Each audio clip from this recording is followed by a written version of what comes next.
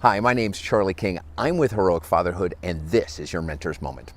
In today's question, a dad asks, hey, I really want my son to work at the company I created, but he says he doesn't want to. Why wouldn't he want to work for a legacy business, right? Like, why wouldn't he want to work inside a business that I invented, would guarantee him income, and that he'd be able to inherit when I retire? This is a great question. Thanks for asking.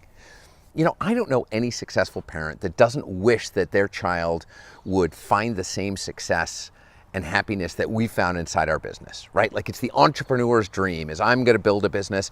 It's going to be amazing. I'm going to get the freedom. I'm going to get the income. I'm going to get the say. I get to be the boss. And then when my kids grow up, I found so much joy and fulfillment inside the business. I want to just pass it on to them. Why wouldn't they want to be part of it? So this is totally a natural frustration, question, or wondering. Now, what it really speaks to, we're speaking to a bigger issue here. It's about finding your path, right? Now, you can be finding your path as a teenager. You can be finding your path as somebody who's in their early 20s. But I might suggest that we're all finding our path to a certain extent at every time in life. Whether you're in your 30s or your 40s or your 50s, you're also finding your path. You're either finding it by you're honing something that seems to be working, or you keep trying things and you keep swinging and they're not hitting, or you're reinventing yourself after being in one area that's really worked for a long time. So there's always a good path conversation to have when a question like this comes up. So let's just jump right in. Here's the thing. Everybody's got to find their own path. And just because we're in the same gene pool as our children doesn't necessarily mean that they're going to follow the same path we are. Some kids are going to follow and decide that entrepreneurship is the thing for them, and that's the kind of thing that they'd like to do. And maybe they want to get into the service-based business. Maybe they want to get into the manufacturing side of the business. Maybe they want to get into international relations. Whatever that piece is, they're going to find their own path. And part of it is experimenting. Because if you're a successful dad and you're interested in your child working for you, there is a lifetime of decisions, experiments, failures, and successes that you've gone through to get where you are. And I think that there are a lot of parents that are wishing, hey, I just love it if my kid didn't have to go through all those painful things that I had to go through to get where I am. Well, to a certain extent, we kind of have to. To a certain extent, you have to go through the disappointment of trying things that don't work to get to the things that do, to get to the things that really resonate for you. So don't be frustrated if your child decides they don't want to work with you. It's kind of normal. See, here's the thing. If you have a great relationship with your child, working together might work. If you have an okay relationship with your child, it's a 50-50 shot. And if you have anything other than a super productive and positive relationship, working together is not going to fix it.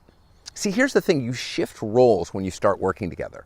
When one of you begins working for the other, or you take in a partnership, it is super easy to think that the relationship is going to be the same that you have at home as it is at work. Well, not only is that an unreasonable expectation, but it's rife for breakdown. And it's a recipe for disaster. See, the bottom line is whoever's paying the other one a paycheck now is in an authority role. And you're going to have expectations for bringing your child on that they may or may not know about, and they may not be prepared for that shift in relationship. So if your child decides that they do want to come work with you, there are lots of things that have to go in place, way above and beyond just hiring an employee. You're going to have to come up with boundaries.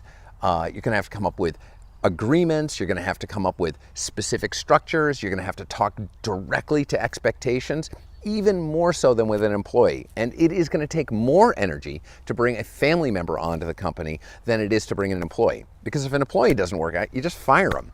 You can tell them what to do. You're not going to get backlip, because if you get backlip, you just fire them. When you have a child who works inside the company, it's a much more complicated relationship, and you have to be prepared to manage that as you go along. That being said, it's super important that you keep the lines of communication open and really have a frank conversation about what your expectations are, and hear them and see if their expectations line with yours. And the default should be, if this doesn't line up just so and feel really right to both of us, then the answer should be a no. Because they can always come work with you later. But if If you work together and it doesn't work out and it damages the relationship, you're going to be spending a long time repairing something that you didn't have to damage in the first place. This has been a great question. Thank you so much for asking it. And keep the questions coming. We are loving the questions that folks are sending in, and we're just having a great time answering them. So I've got a question for you. If you're watching this video, how would you have addressed this dad's issue? And do you have a question of your own? If so, put it in the comments down below.